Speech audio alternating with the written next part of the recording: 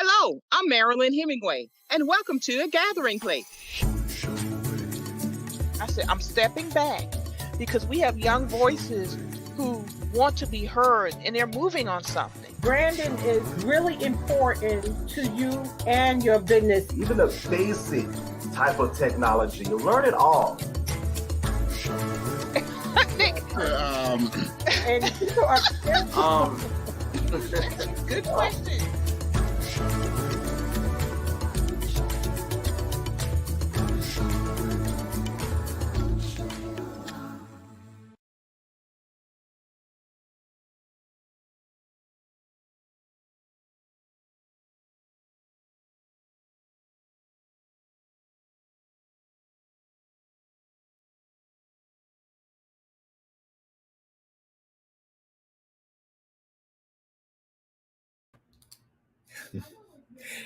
Hey, Marilyn, still can't hear you for some reason.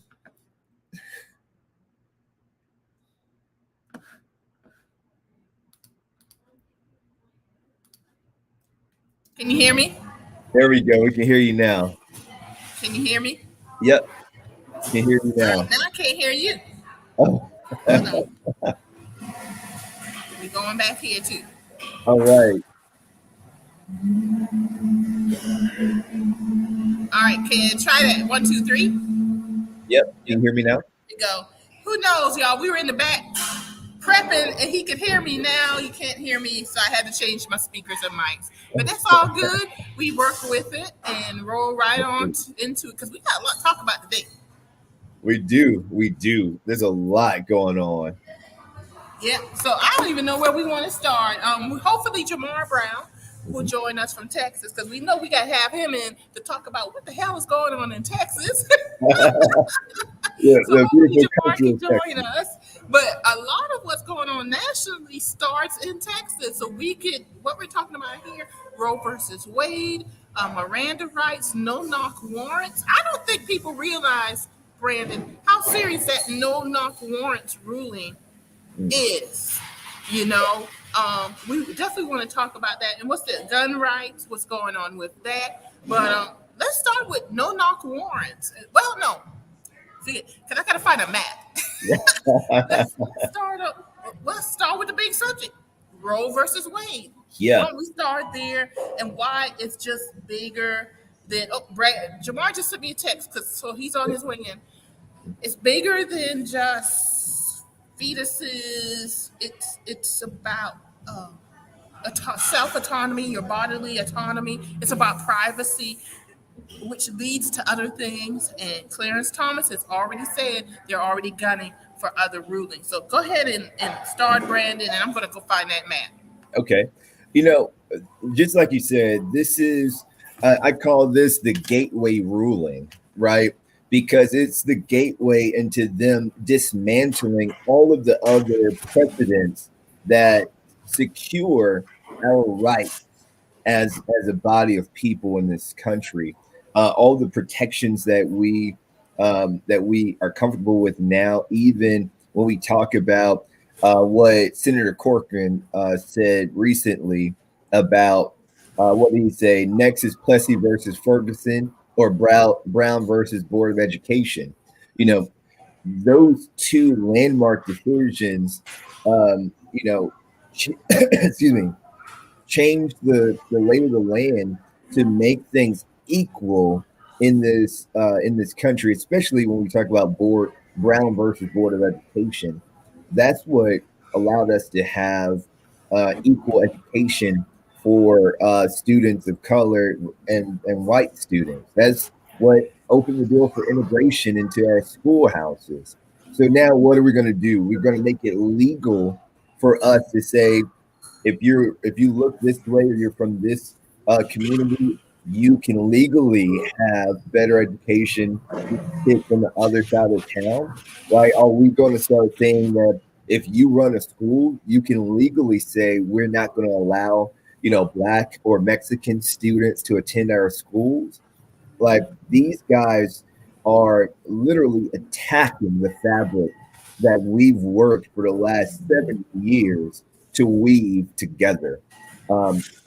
State Representative Jermaine Johnson from Richland County. He said he retweeted that image, a screenshot of Corcoran's tweet saying next, now do Plessy versus Ferguson or Brown versus Board of Education. And Jermaine said, oh, the hoods are off now. And I remember a conversation that one of the Klansmen in Georgia had with, what's his name, Louis Farrakhan, where he said, we're not going to be riding the streets in hoods anymore. Now we're going to be in Congress. We're going to be in the sheriff's department. We're going to be in banking. We're going to look different in how we attack. And this is that day that they spoke of almost 50 years ago. And I'm not race baiting here. I'm literally calling it how I see it. Because what is the other explanation on rolling back the advances of our nation 50 years? What other explanation is there for us attacking groups of people and limiting their rights to choose what happens to their body, especially when you're the party that says you stand for freedom and liberty? Freedom and liberty does not look like you forcing a woman to have the child of her rapist, right? And then saying, now you deal with it.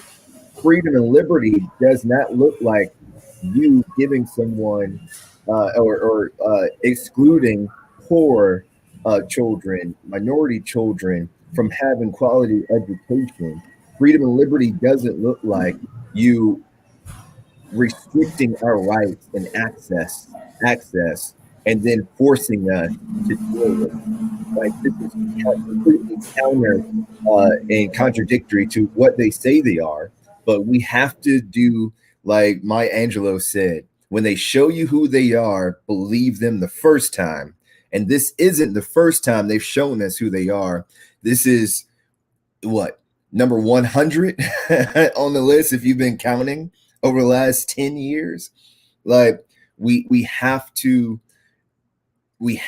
address this issue of the attack from the right on our liberties head on and accordingly.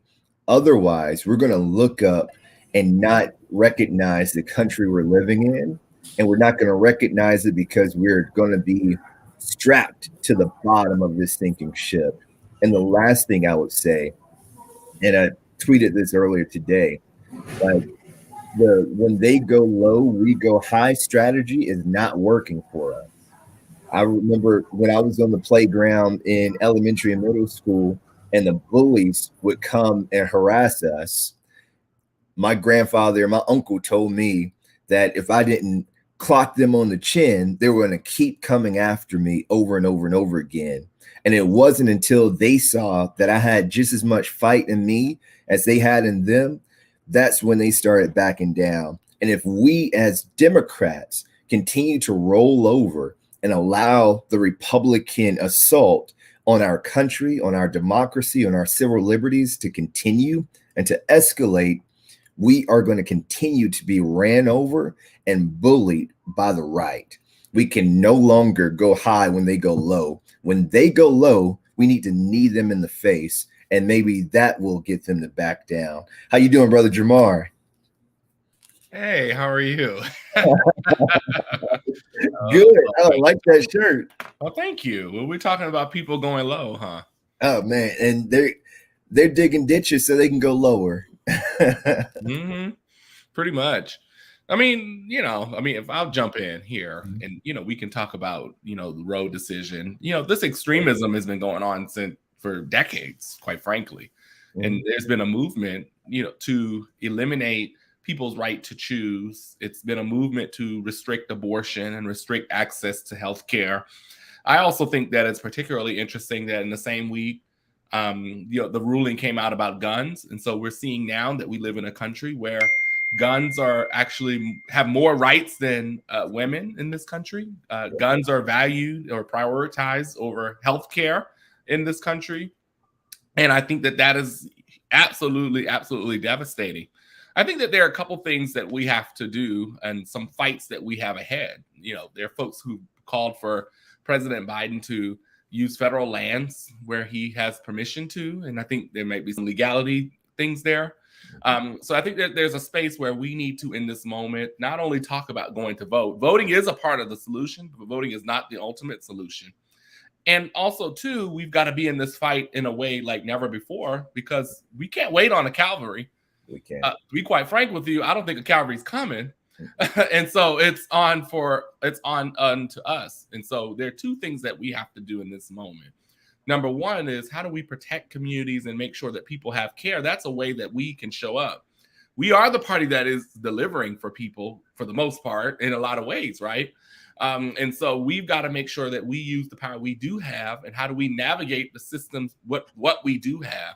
So that may be some things that President Biden can do. He can direct his administration to do so that people still feel in this moment that they can access healthcare.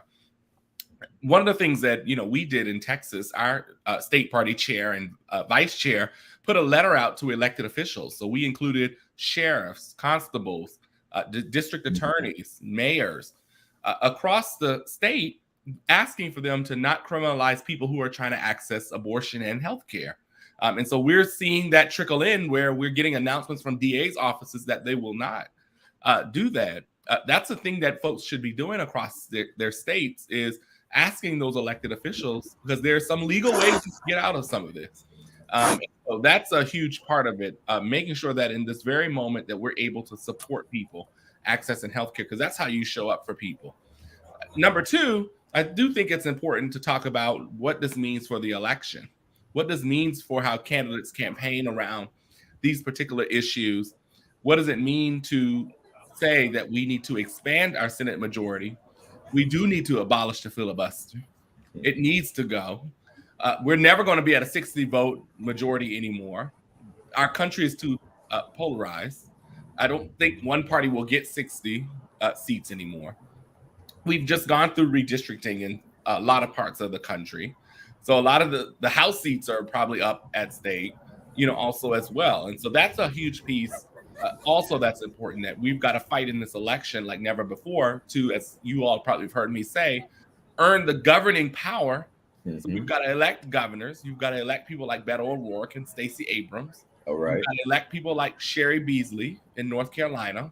Yeah. John Fetterman in Pennsylvania. We've got to expand that majority, at least get to 52, 53 seats in some cases. And also make sure that, district attorneys, these folks make, absolute critical decisions, also as well. And so I think those are two key areas in where, at least from my perspective, Democrats have to show up. We have to show up in governing now. We can't wait to expand the majority to govern. What are the things that we can do right now to move the needle? And then also the election to expand that work. Because I don't think that the solution here is just, let's just codify Roe, because you can always repeal a law if you lose the majority. The Supreme Court can always overturn a law if there's a lawsuit. So there's meaningful things. We need to think about this in a way that we can make this last for 30, 40 years in the way that they've been fighting for the last 40, 50 years to get to this pivotal point. I'll just say it's on me that, Donald Trump got to appoint 3 justices. All of them lied. And there should be some consequence to that, lying before Congress. But that's another conversation for today.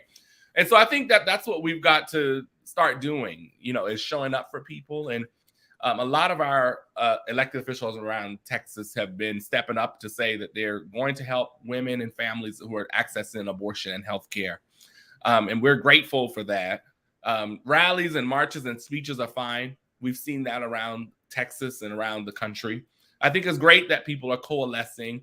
I think it's great that people are building coalitions, but how are we moving those coalitions to power? And one of them is governing and advocacy, and 2, winning elections.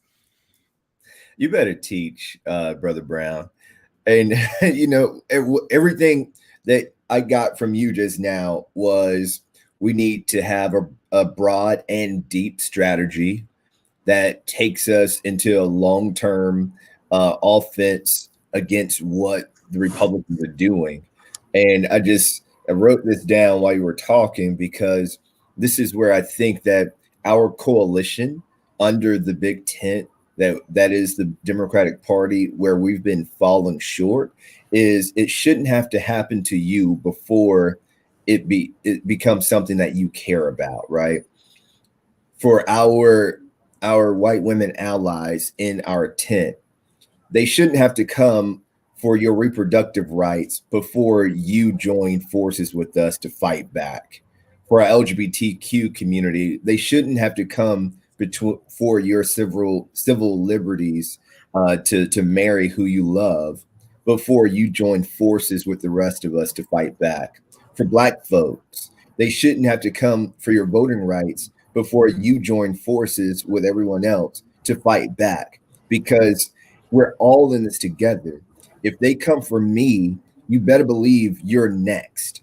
And now that we know what their strategy is, and we've known this for a very long time, when are we going to work together to push back against the assault?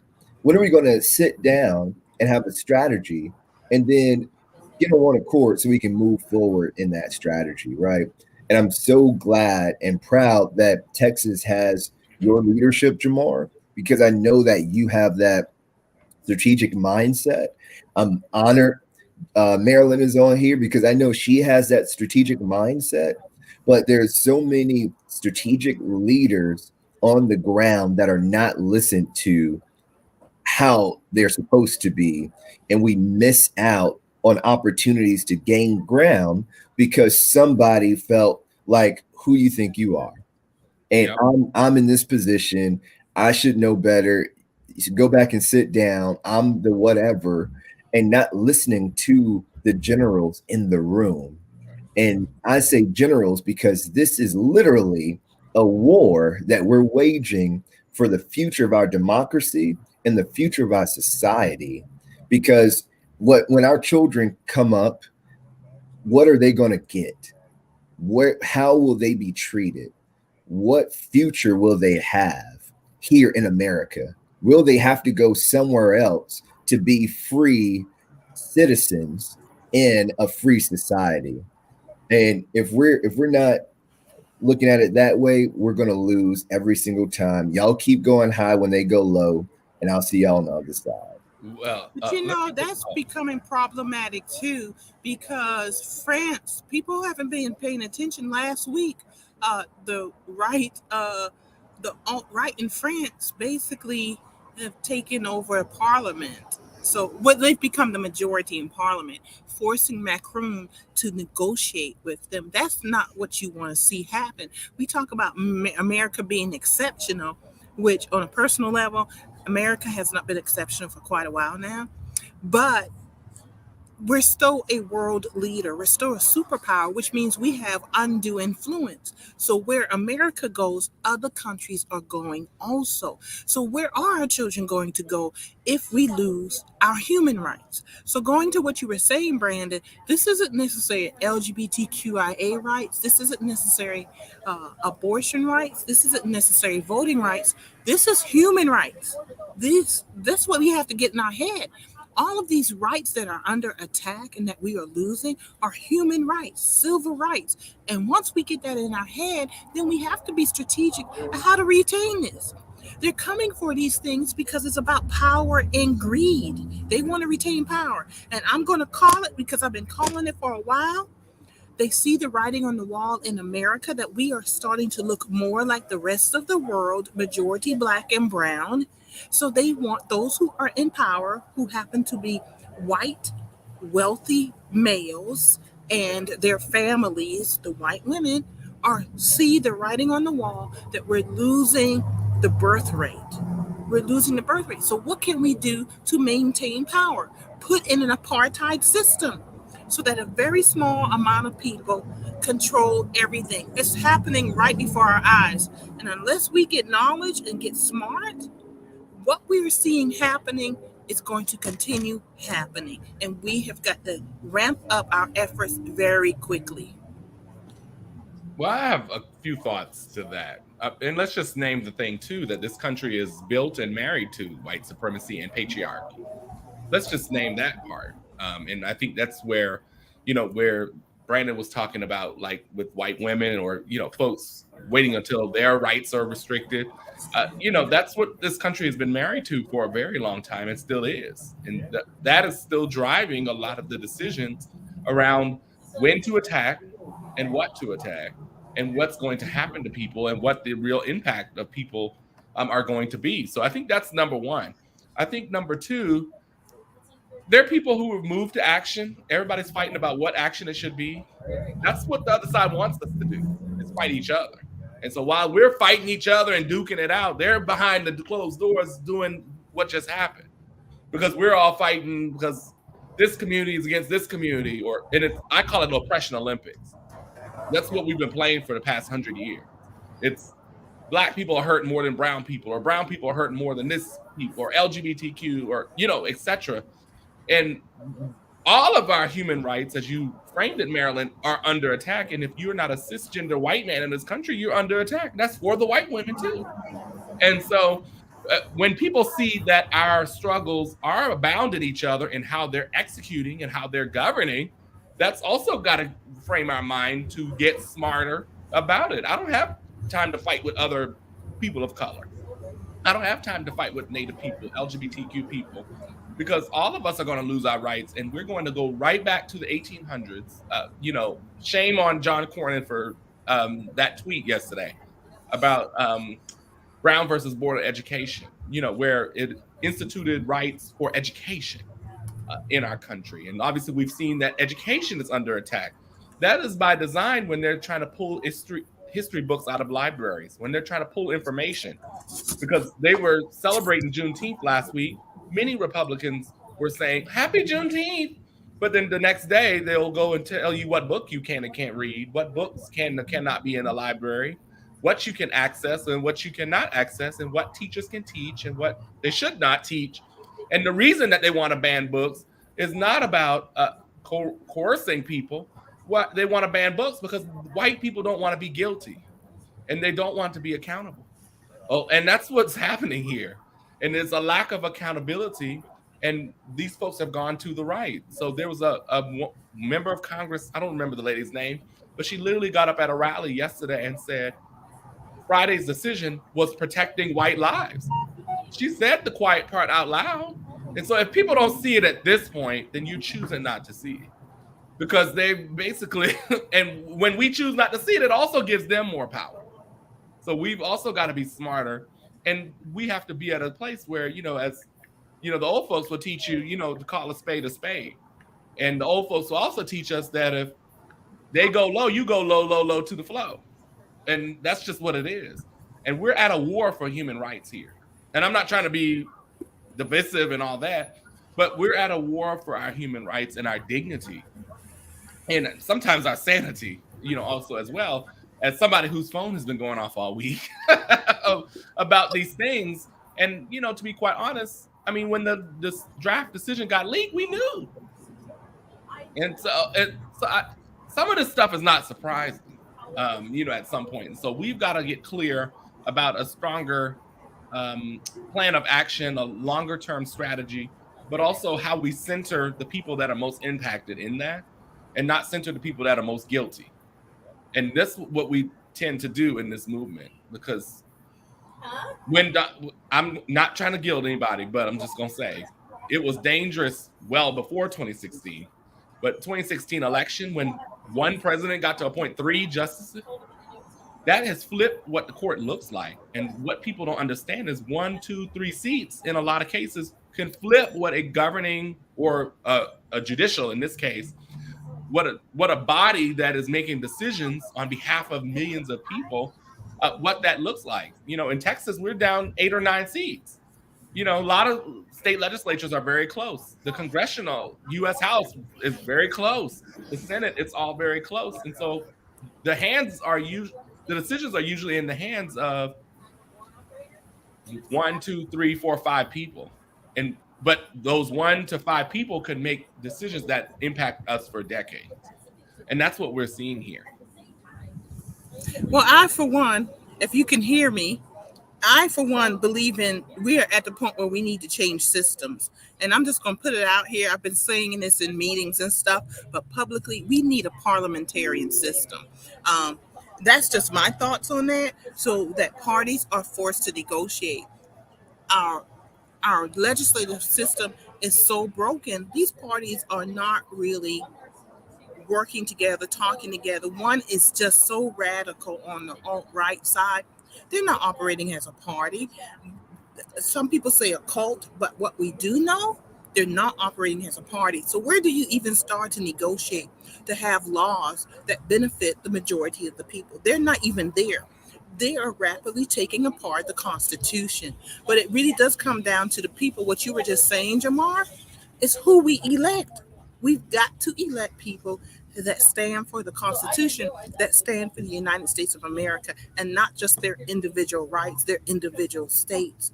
And we are we've been saying this for a while now. We are at an inflection point in history. What side of history will you choose to belong to? Yeah, and I mean that's absolutely right, Marilyn. And I think, you have one party that is willing to govern, you have another that's not willing to govern, but they will use the government for their own power and greed, like you mentioned before. And so and it's going to take a lot of new leaders in order to fix the problems that we have and a lot of the rules. That's why you need to get rid of, like I mentioned earlier, you have to get rid of the filibuster. You have to get rid of these things that are hindering progress at this point. And that filibuster is an example. But there's many other things. Folks have been talking over the weekend about term limits for Supreme Court justices and things like that. Or increasing the number of Supreme Court justices. Expanding the court. I really think people don't understand the urgency of this time. Mm-hmm. We can't rely on civility of working across the aisle, because one side of the aisle has clearly, for quite a while now, said, we're not working with you. We want it our way or no way. You cannot negotiate with that. Yeah. I mean, Brandon, you're Mr. Calm. What are your thoughts? And Maya Angelou said, when someone shows you who they are, believe them. They have shown us over and over and over and over again. And for some reason, we don't believe them. Yeah, we still have people who are like, we can work. Well, Joe Manchin is a prime example. Joe Manchin said he could bring 10 Republicans with him. I'm still looking for one Republican that's going to work with Joe Manchin to protect voting rights and all of those bills we tried to get passed, the infrastructure bill that we tried to get passed. Where are those? Where's one? Where's one? Yet they're taking credit for everything that we've passed. They're taking credit because they know when it comes down to it, the guy on the corner is going to say, well, my street got fixed. Let me go vote for my senator. And Joe Manchin voted for a couple of these nominees. Absolutely. And that's what you got to name that. So if he went to their side, he didn't bring anybody over to our side. Right. And that's the thing. When Marilyn was saying she's still looking for one, well, that one is Joe Manchin. Like, if we're going to call it how we see it, call it a spade, that is who he is. And he's literally just carrying that Democratic label so that he stays in the room when they're talking strategy so that he can continue to put the monkey wrench in the spokes. Like, he is no friend of ours. He's not even a friend of West Virginia. He is a friend of the folks who have bought and paid him off, considering the oil and gas company, the coal industry, and so on and so forth. Joe Manchin is not a friend. Now, when it comes down to, and here in South Carolina, we had a candidate by the name of Crystal Matthews, who's running for the U.S. Senate against Tim Scott. She's in a runoff election right now. She called for or put out a statement. In her statement, one of the lines was that she would fight for the I think the expansion of the court and also term limits, 12-year term limits for the justices. But our folks need to understand that stuff does not happen with the snap of a finger. Like, some of these movements that we're calling for, they require a convention of states in order to do it. Like, we have to amend our U.S. Constitution if we're going to make these types of significant changes to our Supreme Court. The most important thing that I've heard and read since the decision was made official was a very simple tweet from Elder Brown, and he said elections have consequences, and that is where we are. And we have to understand that elections have consequences, and not just elections for federal government, but for our local government, for our state house and our state senate, because they are the ones who laid the groundwork for us to have this split Congress that we have now. They're the ones who gerrymandered our districts so that even when you have a state with 36% minority representation, you have 15% representation at our federal government level.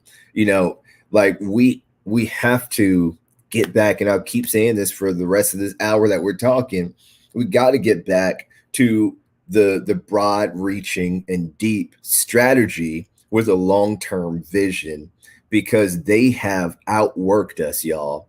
What we're seeing today is the results of 2.5 decades worth of strategy from the Republican side of the line. And now we are scrambling to figure out how to catch up, how to keep up, and how to defend. And it's hard to do that when you've been behind the 8 ball for 2.5 decades. This is where I fault the party, Brandon. And I'm just going to put it out there, because you've said it, that we've known about this. We have known about this. In the grassroots, many of us have been out here in the fight, but we've been dismissed. And what has ended up happening on my part is I feel the Democratic Party, and I consider myself an independent Democrat, y'all. I am not about to vote for the Republicans because they trying to suppress my vote. Let's just even start there, and all the other issues, okay? I'm not going to vote Republican. But I do not feel that the Democratic Party is fighting for me. I don't think they're in the fight. I don't think if I told it to a local Democrat, I'm not talking just a national, even in redistricting, we had 3 county council members, African American and Democrats, literally were giving up a seat. And we're trying to tell people we're going to have more power because we're going to have 2 supermajority Black districts. The math does not add up, because when the county council votes, they're not giving extra weight to 2 supermajority Black districts. They're counting 1 vote. That's right. 1 freaking vote. And we sat there and told them, why are you giving up a vote that you don't have to give up? And they were arguing us down. We took the fight to them. And in one meeting, I told the county chair, who was one of the African Americans, I said, I do not elect people to be accommodating. I elect them to take the fight to the others. And what do I mean by fight? I'm not talking physical fight, because I know the Republicans will hear this and go, oh, Lord, she's citing an insurrection. They like to spin it. They like to spin stuff. Yeah, they like to spin it. No, the fight is you are in there representing the people, and you are speaking our voice, because we are not there to speak our voice. And you've got to keep pushing that. And we were not getting that. Honestly, I do not feel that the Democratic Party, for whatever reason, maybe it's too much money, maybe they're too comfortable. You know, we could talk about that too. Where is the fight? And that's the issue with Joe Manchin. Yes, Joe Manchin is a problem, but doggone it, take Joe Manchin out too. Take him in the back room and whip his ass. I'm sorry, we all know what was going on. Where is the fight? I told you. I mean, I told them last night I was in Lubbock, Texas, and I was keynoting a Democratic dinner. And this all, was planned for months, but, everything happened this week. And I told them, we got to fight with fervor here. I mean, yes, we're good people. We want people to do well. We should still want that. But at the end of the day, people made change because they were angry, and they used that anger and moved it to something constructive. So I'm not saying get angry to just be mean and divisive. I'm saying get angry be angry enough to say, we want to change. I'm angry enough that I'm not going to let it continue. And that's before they spin it too, because that's what happens. They'll point at, us and, oh, no angry black folk. They just mad. What we do. And, and they play that, what do we do so well? Because we don't push back on them. A lot of times we just, oh, okay. Or like you were saying, they gave up one seat. I'm sure there's some kind of deal in there somewhere that we don't know about that we'll probably find out about. So you sometimes look, when I know a deal was cut when my community starts looking different and I wasn't a part of it, right? Or I didn't understand it, right? And so a lot of times those deals have been cut and we're so busy there's a place of where we've probably taken negotiation too far. We're making deals thinking that they're going to uphold their end of the deal. They do not uphold their end of the deal, and we're left holding the bag with less power, more oppression, more economic division and separation than possible. And so that's what we've got to do, y'all. We can, as somebody just said in the comments, gaslighting. They will gaslight us, and we sit there and let them do it because I don't want to be the angry black man. And, I'm co-ED of the Texas Democratic Party. And I told somebody the other day, if y'all think I'm angry, then, whatever y'all want to talk about in y'all group chat about me, then that's fine. But I'm angry enough that I'm not going to sit here and just allow this to go on. And everybody just, oh, it's going to be okay. Or, pat me on my back, because we've been patting each other on the back. We've been giving hugs, giving love, giving emojis on social media. And what is it getting us? And that's what we've got to ask. People like all of us on this screen and other folks that are watching and other folks in communities across the country who are engaged in their communities, we're sitting up here and we can't be gaslit anymore. What I wanted to share a little bit earlier was, I think one of the key reasons that we haven't moved forward where we need to move forward is because we spend so much time fighting each other. Everybody thinks they have the answer. Everybody thinks they have the message. Everybody thinks my way or the highway. Because when we say you can't work with Republicans, that's true. But on our side, because we're Big Ten, everybody's got a different view of how we get there. At some point, you have to have a strategy, and we have to trust each other enough to go forward with this strategy, because there's the difference that sometimes our side doesn't understand is there's a strategy. Now, we may all employ some different tactics along the way, but there's one strategy.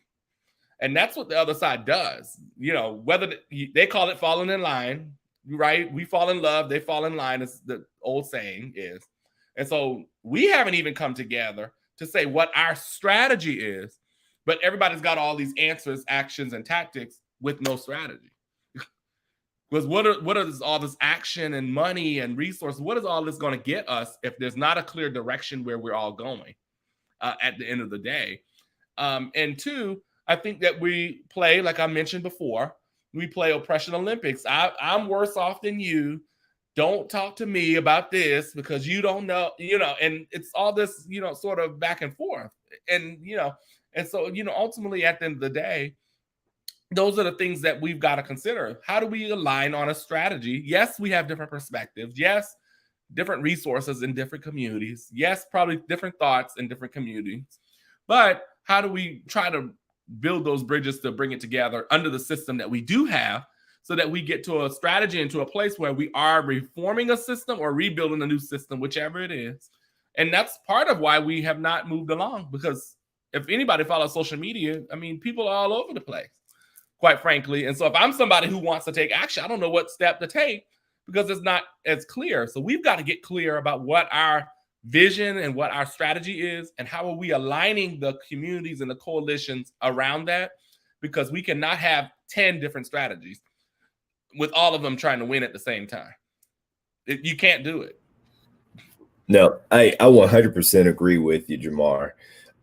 And before you went into that, I was just thinking about, even on the local level, how do we hold ourselves accountable to the course of action that we laid out? Because I've seen this here in South Carolina, especially after working in our state house, that our strategic goals are dismantled not by the Republicans actions, but by the actions of those within our own party. And I'll just say it. There's a representative who's running a runoff now in Williamsburg County named Caesar McKnight.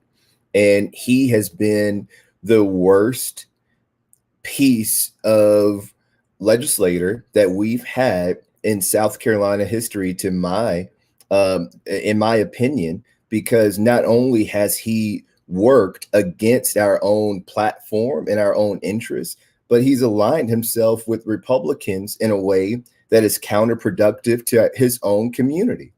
And I'm calling him by name, and he already knows that, my form of accountability in this is supporting Roger Kirby, who's running against him, because even though Roger Kirby is not a black man, he's done more for black folks than Caesar McKnight has. And this is where we have to go. Our president of the United States needs to call out Joe Manchin and hold him accountable. Our state party needs to step up when our members or counteract our strategy and our strategic goals. Like, we have to hold each other accountable. We talk about the Republicans staying in lockstep with one another. That's because they know if they get out of line, they're going to be held accountable. And this is a good example. Look at Tom Rice. He's a outgoing congressman from South Carolina's 7th Congressional District. Tom Rice voted to impeach Donald Trump after the January 6th insurrection. That was a good vote, but it was counterproductive to the Republican strategy. So what did they do? They found somebody to run against him. They supported that person to run against him. They raised money, developed an infrastructure, and in a runoff with 11 people, their chosen person to hold Tom Rice accountable won that race without a runoff. Sometimes, and I know my B1 folks will say, sometimes we got to be like Harriet Tubman and shoot them. We don't have to shoot them. We just got to make sure they don't get back into office. And we have to be one accord on the strategy, hold to it. And when we step out of line of it, we have to hold ourselves and each other accountable. That's all I got to say about it. I'll use that example to share. This is why people don't do accountability for the same thing, and not trying to give too much credit to Tom Rice, but he made a vote. The president of the United States literally broke the law, and he made a vote to impeach him, right? And this is why people don't hold people accountable, because at the end of the day, you are taught, at least in my experience, you're taught you need to just play the game and just go along to get along, and all those things. And so you get people in office who end up not doing the right thing because they're so worried about the next election. They're so worried about what's going to happen, also, as well. And so at the end of the day, I think that's what you see in a lot of elected officials, where sometimes they don't even vote on things that they agree, or they vote on things, but because everyone around them doesn't agree, then they're actually held accountable. Tom Rice got held accountable for voting for to impeach the president who broke the law. That's what he got held accountable for. Like, think about that. But then you have elected officials who cutting deals and letting their communities get gerrymandered, and they sit in office. I know, because he voted. What does that tell the voter? Yeah, he voted for Trump like 98% of the time. Right. And he finally had a moral moment. They kicked him out. They took him out. Well, this is when we have to take the fight to them, is holding our officials accountable to make sure they hold to their morals. And if they don't, take them out. We need to take them out. And I think enough of us are really getting tired of the foolishness that is starting to happen. But as you both have said, we are behind the 8 ball by years. By years, we are behind this. But I'm hoping through technology and what's happening in the world right now, that will speed up that process so we can catch up and surpass what's happening. Plus, also, let me add, I do think in the long term, it's going to shake out that the Republicans have overplayed their hand. Now but we can't wait to figure that out. we have to do what we're supposed to be doing. But I do think history will show that at this moment they've overplayed their hand also. We just can't wait for that moment. We've got to do the work. And this is we're playing on a chessboard here. There's many moves that need to be made, and we have to be thinking 2 and 3 steps ahead, and we can't just plan for our next move just to get to our next move.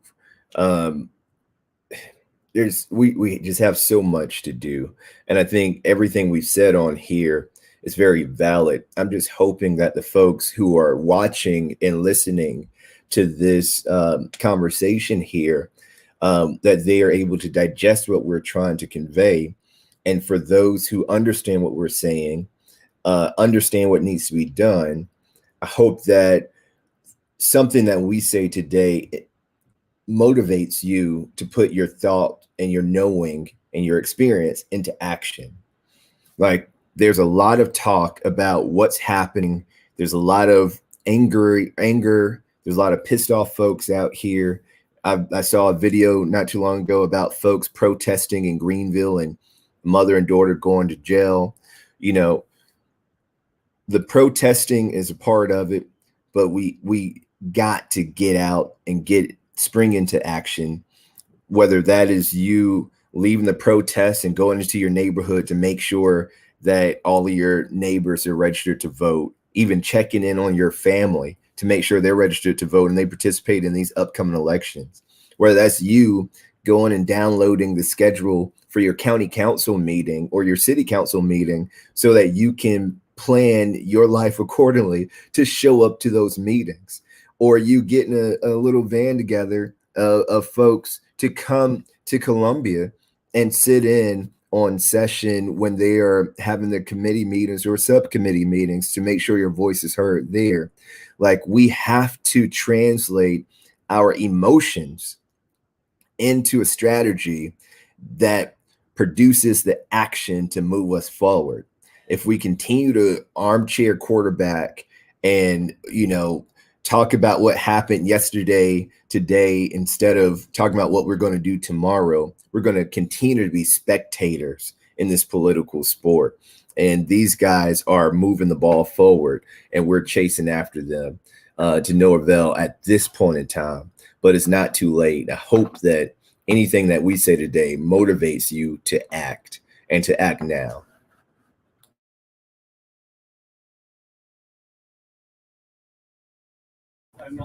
I'm doing a lot because I'm outside, y'all. But anyway,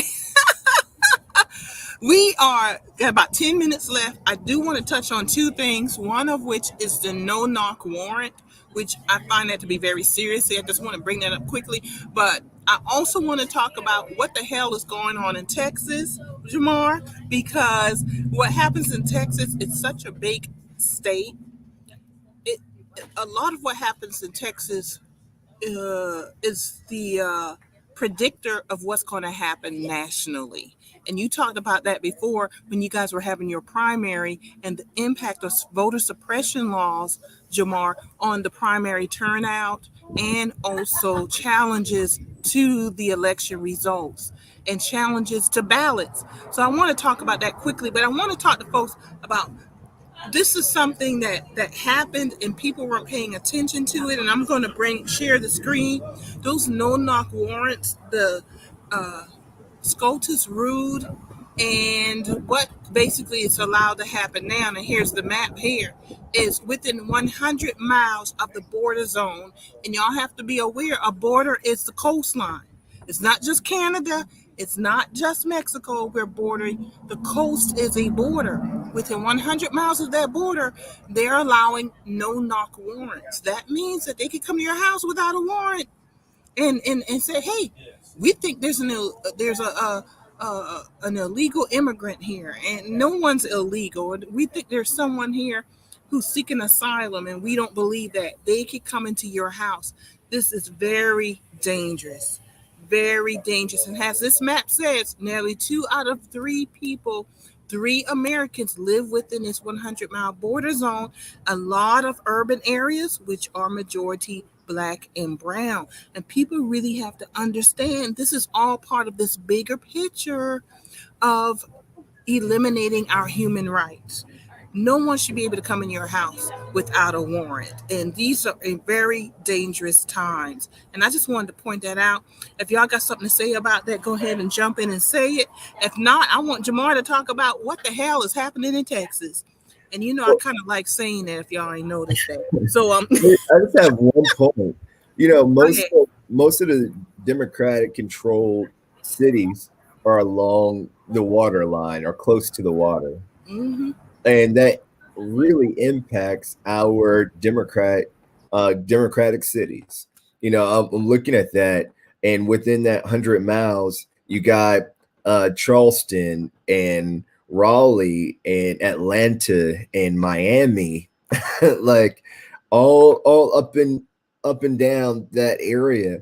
You're attacking communities that have democratic leadership.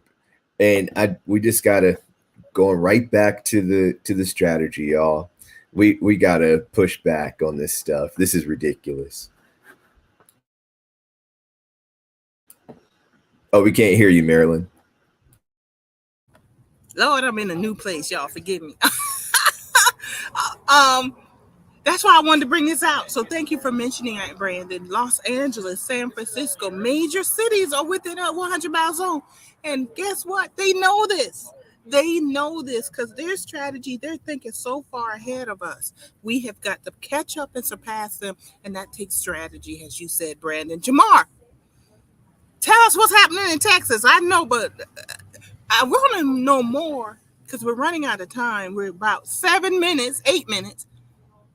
Last week, the Texas GOP met, and their platform was scary. Authoritarian, taking us back to the 1800s. They attacked everybody. They made sure they got everybody they could attack in that platform.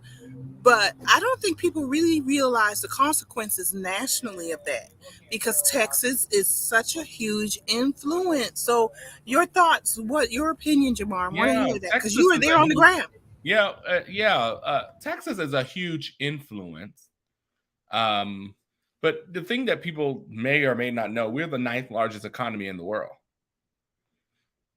So a lot of billions of dollars flows in and out of Texas. And they use that as that economic power as a leverage point to advance their political issues. So that's what you're seeing. I mean, I'm trying to keep it short and sweet because I know we're wrapping up here. Like you said, they've attacked everybody. Again, it goes back to Maya Angelou. When they show you who they are, believe them. But you'll be surprised. You've had county chairs, precinct chairs resign after that platform was passed at the end of the day. And so what they're doing is, yes, they're going as far to the right as they can go. And they're wanting to, and there are a lot of these Texas Republicans that want to run for president. Greg Abbott will get up and run for president on these things. And so do you think if he goes to Alabama, Mississippi, these other racist states, that they're not going to jump on board and be like, yeah, no. I mean, they said they will secede from the union, and we have a large enough economy that they could do it. Our economy is bigger than some country in the world in Texas. And so that's what you're seeing here is they're using that power, and what keeps them in office is, and what we've been fighting as the Democratic Party is, 135 of our counties are considered rural out of 254. That's more than half, almost, more than half of our counties. And what people underestimate is because we have Austin, San Antonio, Dallas, Houston, that Texas is this metro area. Texas is mostly suburban and rural.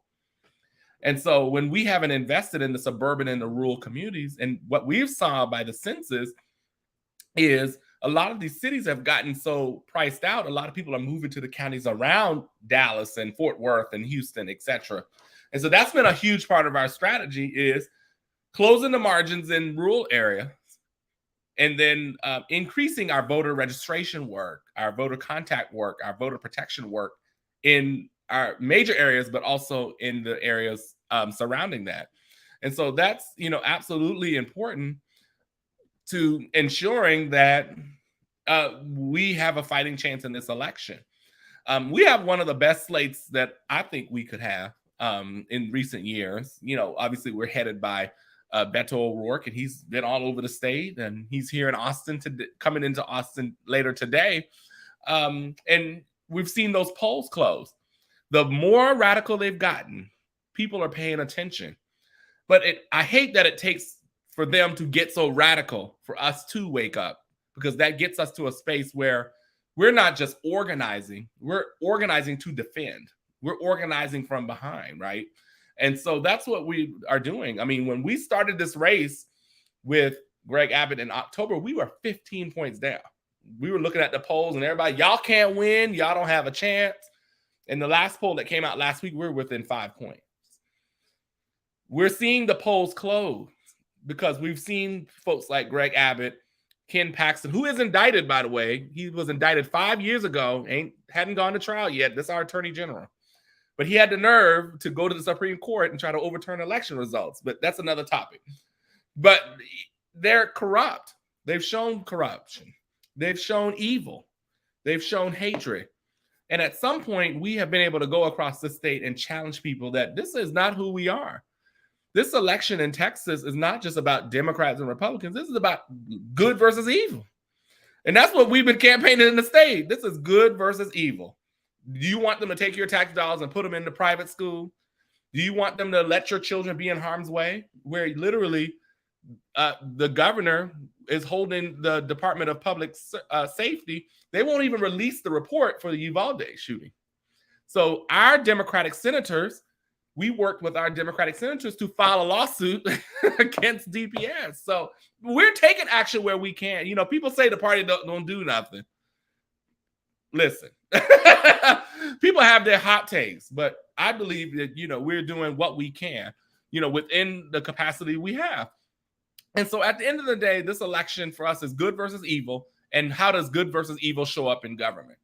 And the Republicans have shown in every turn that they will turn away your rights. They will dismantle communities, and they will restrict access to opportunity. And they've shown that.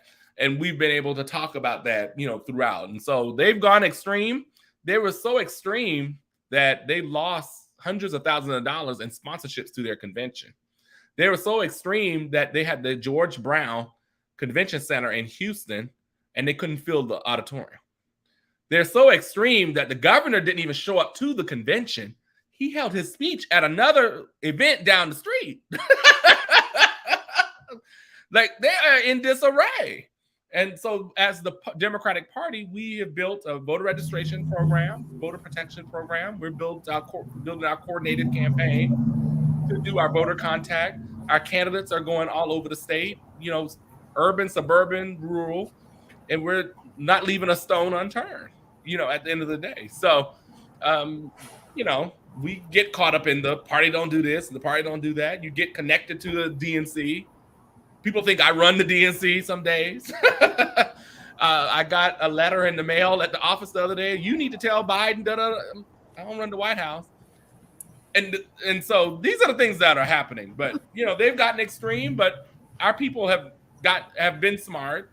I think we're being smart about how we navigate those resources. But what we want to show people before we are even elected, we're showing you with the power and capacity that we do have, this is what we're willing to do. So if we have to sue the governor, we'll do that. We sued the Secretary of State's off. We do what we have to do to make sure that we can protect the most vulnerable communities in the state. I'm glad to see that you guys are taking the fight to them. I think that's an example of other states. We cannot let any opportunity go by where they are not challenged. And that's what I talk about when I say don't accommodate. We've got to have elected officials willing to take the fight. That is not going low, folks. That is taking the fight to them from a moral high place. You can do that. You can do that. It's not hyper partisan. We literally are saying 19 children were shot, 2 teachers were shot and killed. We have a right to know what happened in these communities to make sure. So we've also stepped out and called for a special session, because if they believe that they want safety and all the school safety and all this stuff. Well, call a special session, pass the legislation before the kids go to school. They won't do it because we've got to call them on that moral ground. Like I said, it's good versus evil, because it's one thing to get up and preach that you love God and you love children. It's another thing. It's another thing that when you're not doing it, because if you love those children so much and care about their safety, you would call a session. But what they did is they put together special legislative committees. And so these committees are supposed to review everything and then come and make recommendations. So one of the recommendations that the speaker put up was we need to invest $100 million into mental health. What we went on a campaign around the state and said is, well, what the speaker is not telling you is last session, they cut $212 million from the mental health department and moved it to the Operation Lone Star, to the same thing that you're talking about with the border. So don't preach to me when their kids have gotten shot and killed in school and teachers have gotten shot and killed in school. Now you care about mental health, because they've been painting this issue as a mental health issue. One, you cannot cut the money that young man who shot those kids would even have access. Number two, what they won't tell you is they reduced the age to acquire a gun last session from 21 to 18. So you can get a gun before you can drink in Texas. Number three, what they won't tell you is they passed permitless carry, which means they got rid of background checks. They got rid of the training. They got rid of the accountability. They did all of this. And then Uvalde happened. Everybody's like, oh my God, what are we supposed to do? And let's pray. And then 3 days after Uvalde, they went to the NRA convention. Good versus evil. It's in plain writing. I don't know how else. I think that's it's very plain. How else can we say it? They do it right in our face, and we just sit there. It's very plain. We can't sit there. It's very plain. So that means we need to pull up our big girl pants and our big boy pants and get to work and stop whining. And I'm just laying it off. We've been on this show for 2 years now, and we've been saying this and educating folks. And I'm tired, folks. Y'all need to step up from local, state, and national and see what's going on. And you are correct, Jamarr. And we've been saying this. This is good versus evil. That is not hyperbole. I'm having a moment. Hyperbole. It is not. It's right in front of us. It is right in front of us. And we need to step it up and pull up our pants and get to work. Brandon, I'm going to let you wrap it up. Jamarr, thank you for joining us. I know you got a lot going on in Texas and you're going to have to go. But y'all, we're going to replay this in a few minutes. It's a little bit after 4, so it's not going to be quite starting at 4 o'clock, but it will be starting as soon as within 2 or 3 minutes of us ending the show. But Brandon, I'm going to let you wrap up the show because you tend to be Mr. Calm between the three of us. Well, you see, my daughter just came in the room. I think they want to go outside or something. And it's perfect timing. You know, at the end of the day, her generation is exactly what we're fighting for. If we take our eye off of that purpose for what we're being called to do in this moment, we're not gonna meet the moment where we're supposed to. You know, her well-being, the well-being of her children, her ability to determine what she does with her life, her body, her future, is all at stake.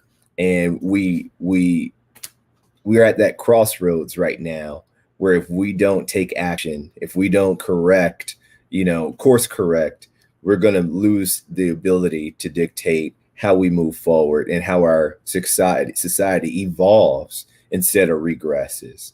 So I just hope everyone that was watching today takes something from our conversation and turns that into action. And that's all I got. I love you guys. I'm glad the three of us was able to get on today. Great conversation. Run off this Tuesday, right? It's this Tuesday. Yes, it is. Everybody, 7 a.m. to 7 p.m. We have a United States Senate runoff in the Democratic Party and the Republicans is superintendent of education. So we hope that you pick the right one to vote in.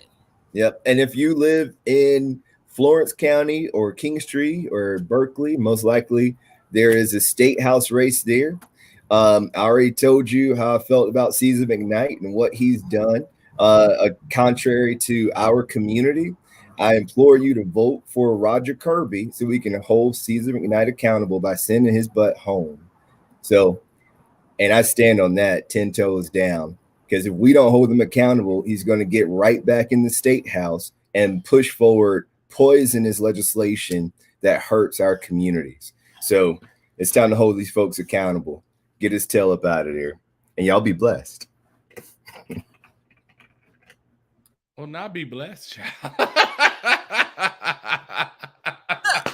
I'm just talking and I was muted. Oh. All right. I heard you, Jamarr. Thank you, Jamarr. Thank you, Brandon. Love you guys. It's always good to get together with you once a month to talk politics. And we're going to talk again next month, y'all, on the third Sunday. If we don't forget, but I don't think Juneteenth is happening next month. We forgot because we were all doing Juneteenth stuff.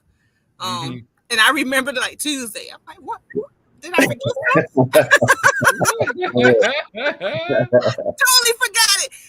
Good to see you guys. Thank you. Of Go course. out, do the good work. And remember to vote, everybody, this Tuesday. Run off. Go vote. Go vote this Tuesday, 7 a.m. to 7 p.m. All right, Jamarr, keep up the good work out in Texas. Thank you. All right. And Brandon, I'll be seeing you later, too. I know you hopping around the state also. We'll Absolutely. talk to you guys. All right. Bye, everybody. All right, everybody. As usual, we are here talking politics talk. Always good to see everybody. I'm going to hop off so we can repeat this at, well, slightly after 4. But we'll see you on Wednesday when we do public health awareness. Thanks, everybody, for joining us. We'll see you later.